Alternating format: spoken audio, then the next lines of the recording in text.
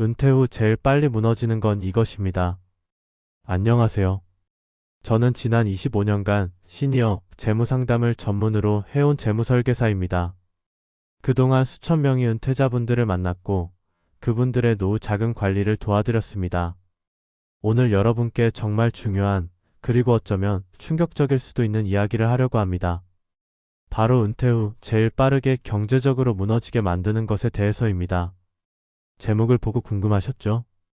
도대체 그게 뭔데? 지금 당장 답을 듣고 싶으실 겁니다. 하지만 조금만 기다려 주십시오. 제가 실제로 상담했던 분들의 이야기를 들으시다 보면 아마 중간쯤에 이거구나 하고 무릎을 치실 겁니다. 혹시 의료비라고 생각하셨나요? 아니면 사기? 투자 실패? 재혼? 다 아닙니다. 물론 이런 것들도 문제이긴 하지만 제가 25년간 현장에서 본 가장 무서운 것, 가장 많은 분들이 겪으시는 것, 그리고 가장 빠르게 노후 자금을 바닥나게 만드는 것은 따로 있습니다. 먼저 현실부터 직시해 봅시다. 숫자로 보는 대한민국 시니어의 경제 상황입니다. 2024년 기준 60대 이상 어르신들의 평균 국민연금 수령액이 얼마인지 아십니까? 국민연금공단 공식 자료에 따르면 월 62만 원입니다. 62만 원. 이것도 받는 사람 이야기고 국민연금을 아예 못 받으시는 분들도 많습니다. 특히 자영업을 하셨거나 일용직으로 일하신 분들 중에는 국민연금에 가입조차 못하신 경우가 많거든요. 기초연금은 어떨까요? 2024년 기초연금 최대 금액이 월 32만 3,180원입니다. 국민연금 62만 원과 기초연금 32만 원을 합치면 94만 원. 부부가 둘 다 받는다고 가정하면 월 188만 원 정도입니다. 이 돈으로 한 달을 살아야 합니다. 가능할까요? 통계청 자료를 보겠습니다. 2024년 노인부부 가구의 최소 생활비, 그러니까 정말 기본적으로만 살 때 필요한 돈이 월 268만 원입니다. 여기서 최소라는 말의 의미를 아셔야 합니다. 외식은 거의 못하고 취미생활도 제한적이고 여행은 꿈도 못 꾸고 그냥 먹고 자고 병원 다니는 정도의 생활입니다. 조금이라도 여유 있게 가끔 외식도 하고 여행도 다니려면 적정 생활비가 월 357만 원 정도 필요합니다. 계산해 보십시오. 연금 수입 188만 원, 최소 생활비 268만 원, 차액이 80만 원입니다. 매달 80만 원이 부족합니다. 1년이면 960만 원, 10년이면 9,600만 원이 부족한 겁니다. 이 부족분을 어떻게 메울까요? 저축한 돈을 까먹을 수밖에 없습니다. 그렇다면 60대 분들이 평균적으로 얼마나 저축을 해두셨을까요? KB금융연구소 2023년 자료에 따르면 60대의 평균 금융자산이 약 1억 4천만 원입니다. 여기서 주의하실 점이 있습니다. 평균이라는 숫자의 함정입니다. 평균은 극단적으로 많이 가진 사람들 때문에 올라갑니다. 실제로 중간가, 그러니까 정확히 가운데에 있는 사람은 6천만 원 정도밖에 안 됩니다. 절반의 사람들은 6천만 원도 안 가지고 계신다는 뜻입니다. 6천만 원으로 얼마나 버틸 수 있을까요? 매달 80만 원씩 부족하다고 했죠. 6천만 원을 80만 원으로 나누면 75개월입니다. 6년 3개월입니다. 7년도 안 됩니다. 65세에 은퇴해서 72세면 돈이 바닥난다는 계산입니다. 그런데 우리 기대 수명이 얼마입니까? 남자 80세, 여자 86세입니다. 돈은 72세에 바닥나는데 86세까지 살아야 한다면? 14년을 어떻게 살까요? 물론 이건 이론적인 계산입니다. 실제로는 더 빨리 바닥납니다. 왜일까요? 예상치 못한 지출들이 계속 생기기 때문입니다. 병원비, 경조사비, 가전제품 고장, 칩 수리비. 이런 것들은 계획에 없던 지출이죠. 그런데 이런 것들도 이것은 아닙니다. 제가 오늘 말씀드리려는 이것은 훨씬 더 크고 더 지속적이고 더 끊기 힘든 지출입니다. 이제 실제 사례를 말씀드리겠습니다. 제가 3년 전에 상담했던 박영수 씨 이야기입니다. 박영수 씨는 당시 67세였습니다. 2년 전인 65세에 은퇴하셨고요. 중견기업에서 35년 근무하시고 과장으로 퇴직하셨습니다. 퇴직금으로 8천만 원을 받으셨고 평생 모은 저축이 1억 2천만 원 있었습니다. 총 2억 원의 금융 자산이 있으셨던 거죠. 집은 따로 있었습니다. 서울 변두리 아파트 32평, 시세 약 5억 원. 국민연금은 월 80만 원 나왔습니다.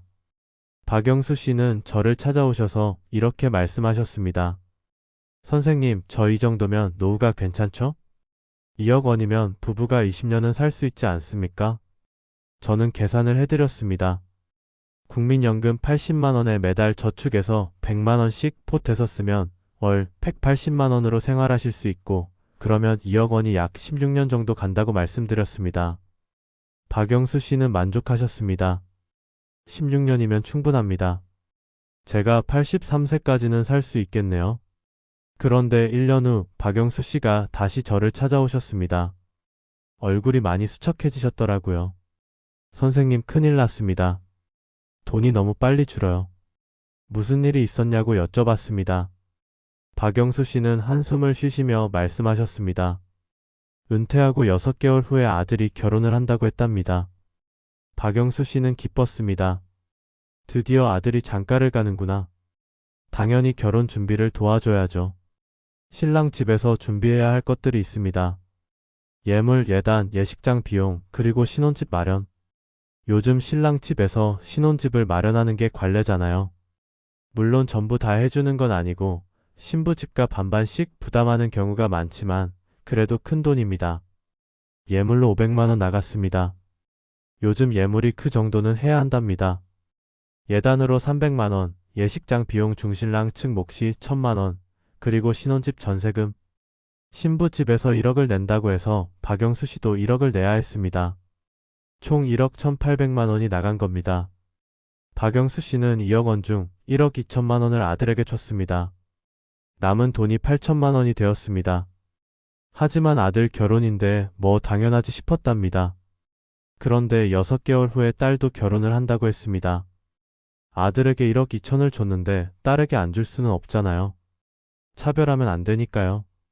하지만 남은 돈이 8천만 원밖에 없습니다. 박영수 씨는 고민 끝에 은행에서 3천만 원을 대출받았습니다. 그래서 딸에게도 똑같이 해줬습니다. 이제 남은 돈은 5천만 원. 그리고 빚이 3천만 원 생긴 겁니다. 1년 전만 해도 2억 원이 있었는데 1년 만에 5천만 원이 되고 빚까지 3천만 원 생겼습니다. 실질적으로 사용 가능한 돈은 2천만 원밖에 안 되는 거죠. 박영수 씨는 계산을 해보고 절망했습니다. 국민연금 80만 원으로는 생활비가 부족합니다. 최소한 월 200만 원은 필요한데 120만 원이 부족합니다. 2천만 원을 120만 원씩 쓰면 16개월밖에 안 갑니다. 1년 반도 안 되는 겁니다. 그 후에는 대출 이자도 갚아야 하는데 박영수 씨는 결국 다시 일을 시작했습니다. 68세의 나이에 아파트 경비로 취직했습니다. 월급 200만 원, 24시간 격일제 근무. 밤낮이 바뀌는 힘든 일이지만 어쩔 수 없었습니다. 박영수 씨는 저에게 이렇게 말씀하셨습니다. 선생님, 나는 뭐하러 평생 일했나 싶어요. 35년을 일하고 은퇴했는데 1년도 못 쉬고 다시 일하게 됐어요. 그것도 훨씬 힘든 일을요. 여러분, 이 이야기를 들으시면서 무엇이 박영수 씨의 노후 자금을 무너뜨렸는지 감이 오시나요? 아직 확실하지 않으실 수도 있습니다. 한 가지 사례만 더 말씀드리겠습니다.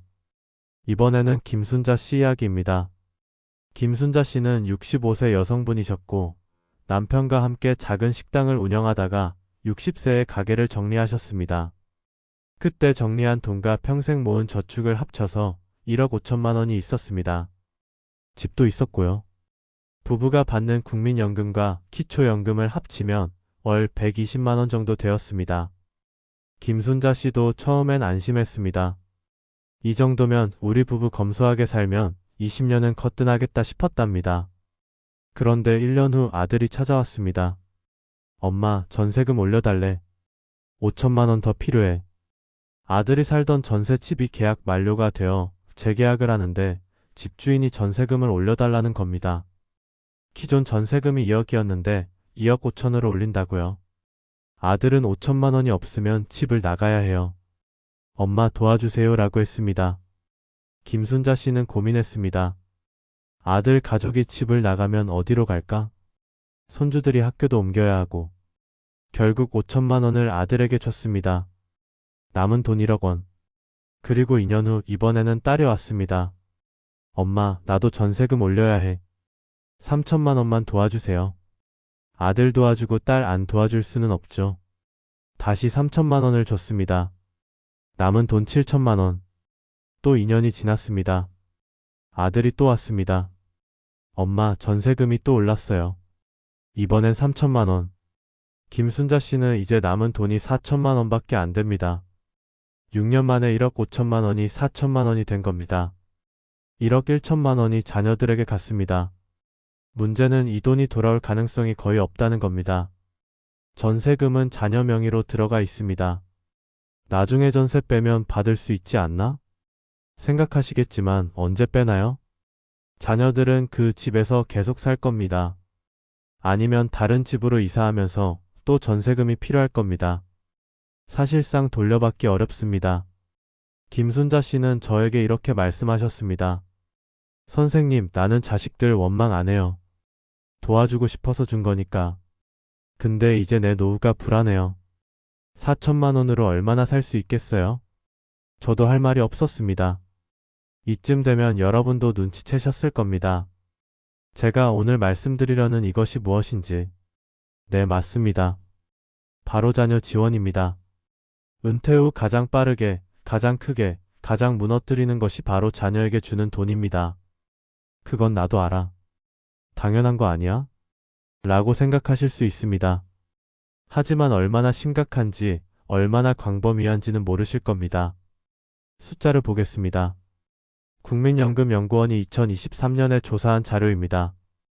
60대 이상 어르신 중 83.7%가 자녀에게 경제적 지원을 하고 있습니다. 10명 중 8명이 자녀에게 돈을 주고 있다는 겁니다. 평균 지원 금액이 연 736만 원입니다. 월로 따지면 61만 원씩 주고 있는 겁니다. 국민연금 평균 수령액이 월 62만 원이라고 했죠. 거의 전부를 자녀에게 주고 있는 셈입니다. 그럼 자기들은 뭘로 살까요? 저축한 돈을 까먹는 겁니다. 매달 저축이 줄어듭니다. 자녀 지원의 항목을 보겠습니다. 첫째, 결혼자금 지원. 아까 박영수 씨 사례에서 보셨죠? 요즘 결혼 비용이 얼마나 드는지 아십니까? 2024년 결혼정보업체 조사에 따르면 평균 결혼 비용이 신랑, 신부 합쳐서 3억 원이 넘습니다. 물론 이건 평균이고 집 마련까지 포함한 금액이지만요. 신랑 집에서 부담하는 금액만 따로 보면 평균 1억 5천만 원 정도입니다. 1억 5천만 원. 은퇴자가 평생 모은 돈의 대부분을 한 번에 날리는 금액입니다. 자녀가 1명이면 그나마 낫습니다. 2명, 3명이면? 계산해 보십시오. 둘이면 3억, 셋이면 4억 5천만 원입니다. 은퇴자가 어떻게 감당합니까? 우리 때는 안 그랬는데. 라고 생각하실 겁니다. 맞습니다. 우리 때는 결혼 비용이 이렇게 많이 들지 않았습니다. 우리 때는 전셋집 하나 얻어주면 됐습니다. 그것도 부모가 전부 다 해주는 게 아니라 신랑 신부가 모은 돈과 합쳐서 했습니다. 하지만 지금은 다릅니다. 요즘 젊은이들은 돈을 모으기가 너무 어렵습니다. 월세로 살면서 월급의 대부분을 월세에 쓰고 남는 돈으로 생활하기도 빠듯한데 결혼 자금을 모으기가 쉽지 않습니다. 그러다 보니 부모가 해줘야 합니다. 아니, 정확히 말하면 부모가 해주지 않으면 결혼을 못합니다. 그러만 해주면 되지라고 생각하실 수 있습니다. 하지만 부모 마음이 그렇습니까? 자식이 결혼 적령기가 됐는데 돈 없으니까 결혼 말라고 할 수 있습니까? 못합니다. 결국 어떻게든 마련해서 줍니다. 두 번째, 전세금 지원. 김순자 씨 사례에서 봤죠. 이게 더 무서운 게 결혼자금은 일회성입니다. 한 번 주면 끝입니다. 하지만 전세금은 계속입니다. 2년마다 재계약할 때마다 올라갑니다. 2020년에 2억이던 전세가 2022년에 2억 5천, 2024년에 3억이 됩니다. 처음에 2억 도와줬으면 끝인 줄 알았는데 2년 후에 5천 더 달라고 하고 또 2년 후에 5천 더 달라고 합니다. 실제로 제가 상담했던 분 중에 이런 경우가 있었습니다. 처음에 자녀 전세금으로 1억 5천을 도와줬습니다. 그런데 6년 동안 3번 재계약하면서 매번 3천씩 총 9천만 원을 추가로 줬습니다. 처음 1억 5천에 추가로 9천, 합쳐서 2억 4천만 원을 전세금으로 준 겁니다. 이분이 가진 전 재산이 3억이었는데 그중 2억 4천만 원이 자녀 전세금으로 묶여 있습니다. 세 번째, 손주 양육비 및 교육비 지원. 이게 가장 광범위하게 일어나는 일입니다. 손주가 태어나면 조부모가 분유값, 기저귀값, 옷값을 대주는 경우가 많습니다. 손주를 위한 건데 당연하지라고 생각하시죠. 문제는 이게 계속된다는 겁니다. 유치원 가면 유치원비 대주고, 초등학교 가면 학원비 대주고, 중학교 고등학교 가면 과외비 대주고. 끝이 없습니다.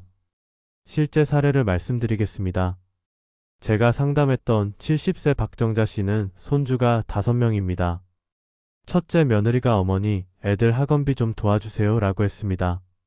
손주 둘의 학원비가 월 80만 원이랍니다. 박정자 씨가 월 50만 원을 지원하기 시작했습니다. 그런데 둘째 딸도 엄마, 우리 애 영어 유치원 보내고 싶은데? 라고 했습니다. 영어 유치원비가 월 120만 원. 박정자 씨가 월 30만 원 지원. 막내 아들도 엄마, 우리 애 태권도랑 피아노. 라고 했습니다. 월 20만 원 더 지원. 총 손주 교육비로 월 100만 원을 쓰고 있습니다. 박정자 씨의 연금 수입이 월 100만 원입니다. 연금 전부를 손주 교육비로 쓰고 있는 겁니다. 그럼 자기 생활비는? 저축한 돈을 까먹습니다. 월 150만 원씩. 1년이면 1,800만 원, 5년이면 9천만 원입니다. 박정자 씨가 가진 저축이 8천만 원이었는데 계산상 5년도 안 돼서 바닥이 납니다. 그리고 손주들이 크면서 교육비는 더 늘어납니다. 중학생이 되면 학원비가 월 150만 원, 고등학생이 되면 월 200만 원씩 듭니다. 박정자 씨는 나중에는 어떻게 하지라며 불안해하십니다. 하지만 지금 끊을 수도 없습니다. 한번 주기 시작하면 끊기가 너무 어렵습니다. 네 번째, 자녀 생활비 지원. 이건 더 심각합니다. 제가 상담했던 72세 최철수 씨의 아들은 40대인데 취직이 안 됩니다. IMF 이후에 직장을 잃고 재취업하려고 노력했지만 나이가 많아서 안 되는 겁니다. 아들은 결혼했고 아이도 둘 있습니다. 며느리 혼자 벌어서는 생활이 빠듯합니다.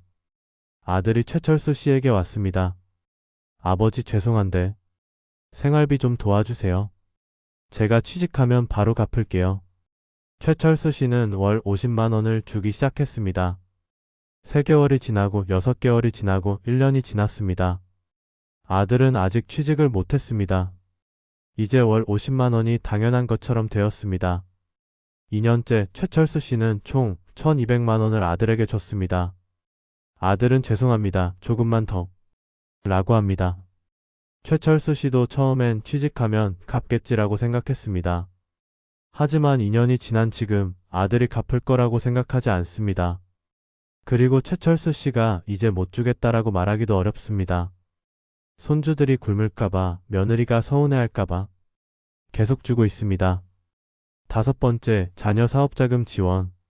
이게 가장 위험합니다. 한 번에 큰 돈이 나가고 돌려받을 가능성이 거의 없기 때문입니다. 실제 사례입니다. 68세 정미숙 씨의 아들이 치킨집 하나 차리면 월 500만 원은 벌어요. 엄마 좀 도와주세요 라고 했습니다. 초기 투자금 5천만 원이 필요하다고 했습니다. 정미숙 씨는 고민했습니다. 아들이 사업을 해서 성공하면 나중에 효도도 받고 노후도 안정되겠다. 5천만 원을 아들에게 줬습니다.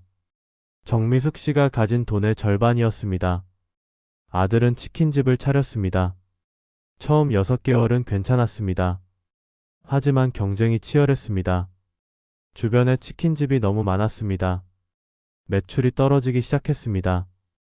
1년 후 아들이 또 왔습니다. 엄마, 운영자금이 부족해요. 2천만 원만 더 빌려주세요. 이것만 넘기면 괜찮아질 거예요. 정미숙 씨는 또 2천만 원을 줬습니다.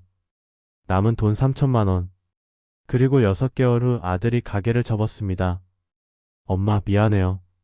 가게를 접어야 할 것 같아요. 정미숙 씨는 물었습니다. 그럼 내가 준 7천만 원은? 아들이 대답했습니다. 엄마 다 날렸어요. 빚도 3천만 원 생겼어요. 정미숙 씨는 말문이 막혔습니다. 7천만 원이 사라졌습니다. 1년 반 만에. 그리고 아들의 빚 3천만 원도 결국 정미숙 씨가 갚아줬습니다. 총 1억 원이 날아갔습니다. 정미숙 씨는 이제 거의 파산 상태입니다. 여러분, 이런 이야기들이 특별한 경우라고 생각하십니까? 아닙니다. 제 상담실에 오시는 분들 중 절반 이상이 이런 경우입니다. 자녀 때문에 노후 자금이 빠르게 고갈되고 있는 분들입니다. 통계를 다시 보겠습니다. 한국보건사회연구원 2023년 조사에 따르면 60세 이상 노인 중 71.3%가 자녀에게 경제적 지원을 하고 있습니다. 10명 중 7명입니다. 월 평균 지원 금액이 61만 원이고 연간으로는 736만 원입니다. 10년이면 7,360만 원입니다. 20년이면 1억 4,720만 원입니다. 60대 평균 금융 자산이 1억 4천만 원이라고 했죠. 그러니까 평균적으로 20년 안에 모든 저축이 자녀 지원으로 다 나간다는 계산입니다. 물론 이건 평균이고 실제로는 더 빨리 바닥나는 경우가 많습니다. 자녀 지원 항목별 비율을 보겠습니다. 손주 양육비 및 교육비가 42.1%로 가장 많습니다. 그 다음이 자녀 생활비 28.3%, 결혼자금이나 전세금 지원이 18.4%, 자녀 사업자금이 6.2%, 기타가 5%입니다. 손주 관련 지원이 거의 절반입니다. 그만큼 보편적이라는 겁니다. 더 충격적인 통계가 있습니다. 서울대학교 노아고령사회연구소 조사에 따르면 은퇴 후 5년 이내에 금융자산의 50% 이상을 소진한 가구가 38.7%입니다. 10명 중 4명이 5년 만에 재산의 절반을 날린 겁니다. 그 주요 원인이 뭘까요? 자녀 지원입니다. 의료비, 생활비 증가도 있지만 가장 큰 원인은 자녀 지원입니다. 왜 이런 일이 일어날까요? 왜 부모들은 자기 노후를 희생하면서까지 자녀에게 돈을 줄까요? 여러 이유가 있습니다. 첫째, 우리 문화입니다. 한국 사회에서는 부모가 자녀를 도와주는 것이 당연하다고 생각합니다. 특히 우리 세대는 자식은 부모가 책임져야 한다는 생각이 강합니다. 자녀가 경제적으로 어려우면 부모가 도와주는 게 당연하다고 생각하는 거죠. 둘째, 죄책감입니다. 우리 때문에 자식이 고생한다는 생각을 합니다. 특히 자녀가 다른 친구들은 부모가 다 해주는데 라고 말하면 죄책감이 듭니다. 우리가 무능해서 자식한테 해주지 못한다는 생각에 어떻게든 해주려고 합니다.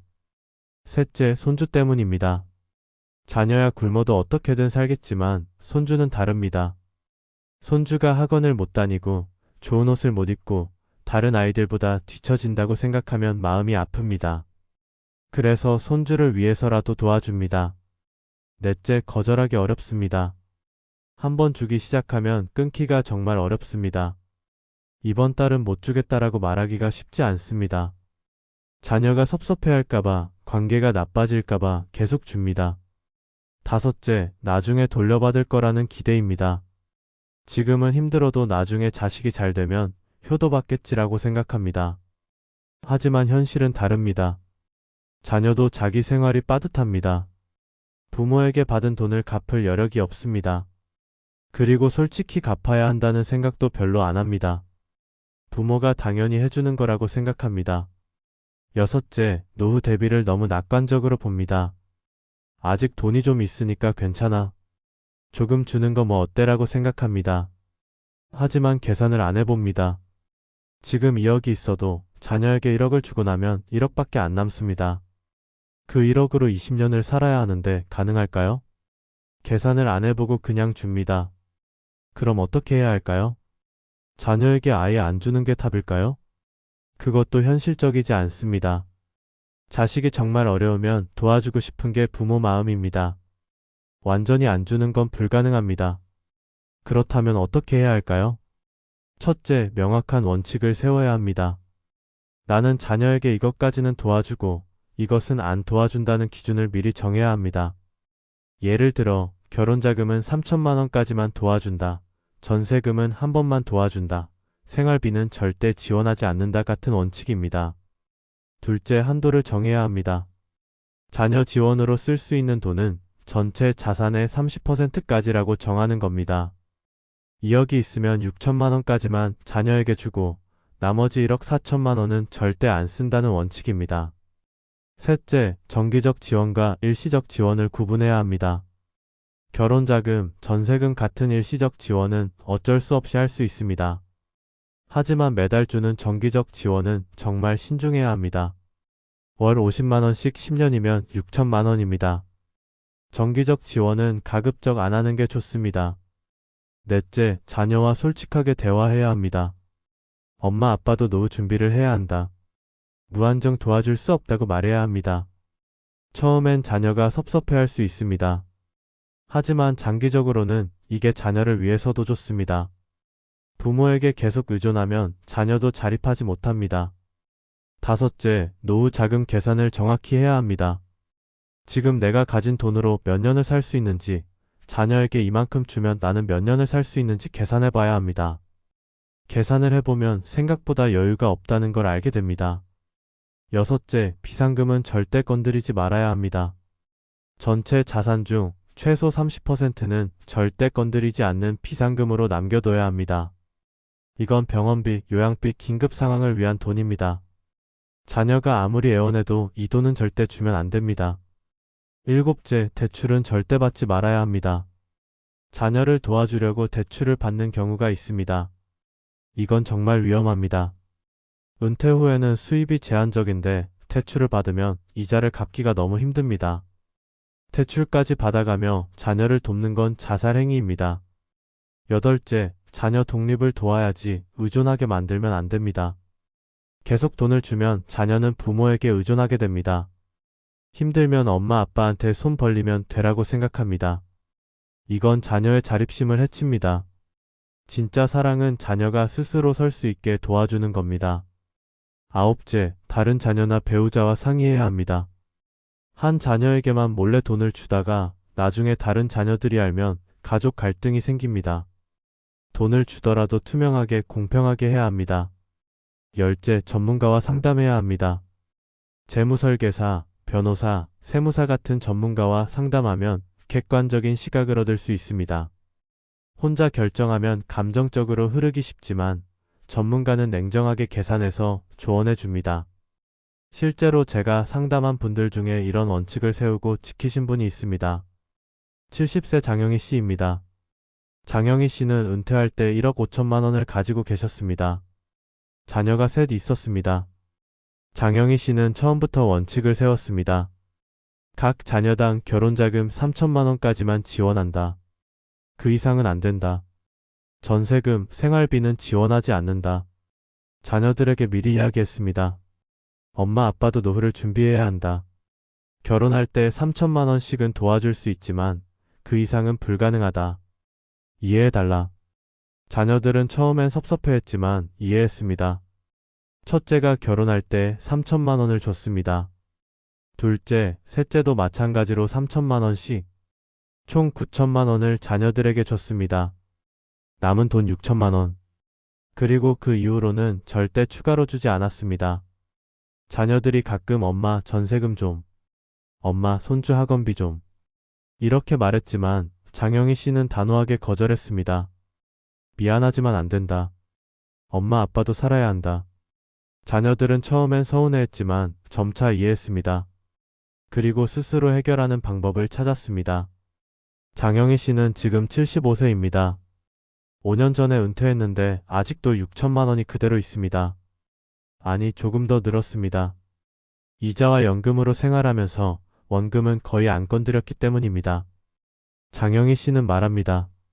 원칙을 세우고 지킨 게 정말 잘한 일이에요. 만약 자녀들이 달라는 대로 다 줬으면 지금쯤 거지가 됐을 거예요. 반대 사례도 있습니다. 같은 나이 같은 시기에 은퇴한 장영희 씨의 친구 김미자 씨입니다. 김미자 씨도 은퇴할 때 1억 5천만 원이 있었습니다. 하지만 원칙 없이 자녀들이 달라는 대로 다 줬습니다. 결혼자금, 전세금, 생활비, 손주 교육비.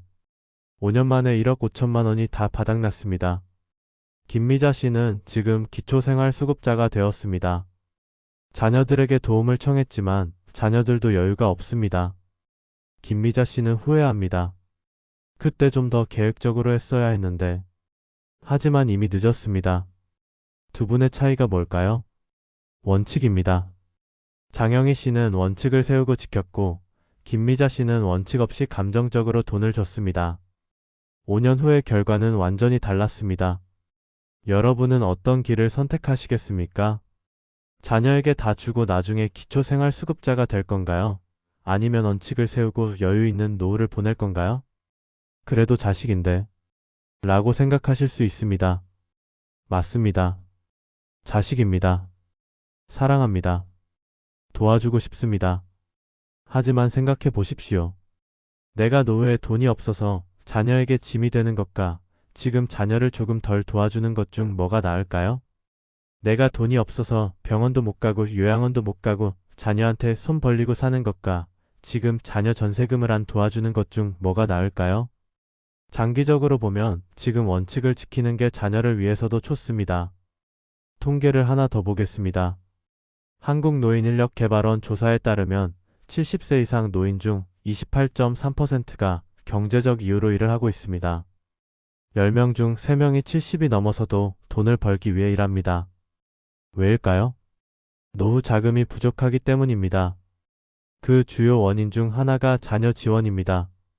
70세의 경비로, 청소부로, 식당 보조로 일하는 분들을 많이 봅니다.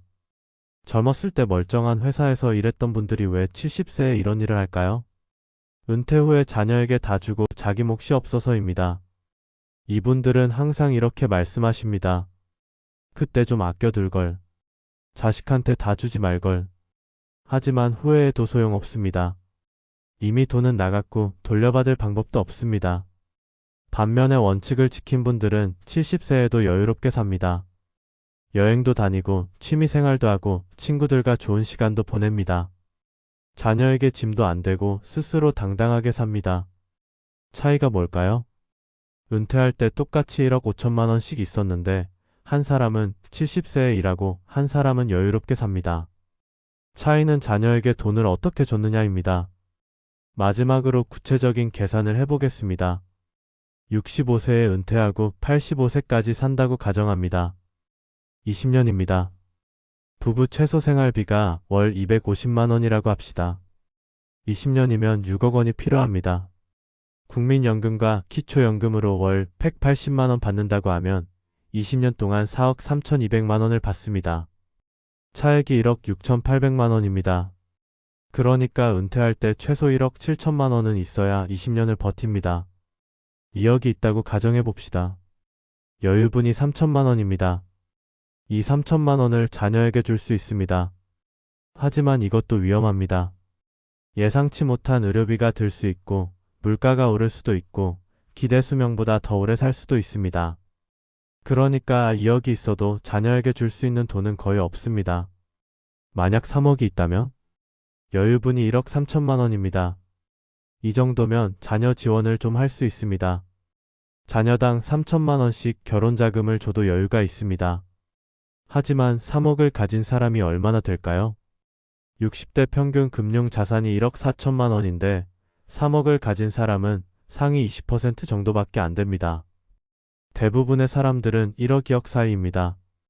이 정도 가진 사람들은 사실 자녀를 도와줄 여유가 거의 없습니다. 하지만 현실은? 이 사람들이 가장 많이 자녀에게 돈을 줍니다. 왜일까요? 계산을 안 해봐서입니다. 막연히 아직 1억이나 있는데 괜찮겠지라고 생각하고 줍니다. 하지만 1억은 생각보다 빨리 줄어듭니다. 결론을 말씀드리겠습니다. 은퇴 후 제일 빨리 무너지는 것, 그것은 바로 자녀 지원입니다. 의료비도 아니고 사기도 아니고 투자 실패도 아닙니다. 가장 많은 돈이 가장 빠르게 가장 돌려받기 힘들게 나가는 것이 자녀 지원입니다. 하지만 이건 개인의 선택입니다. 나는 자식에게 다 주고 나중에 힘들어도 괜찮아. 그게 내 선택이야.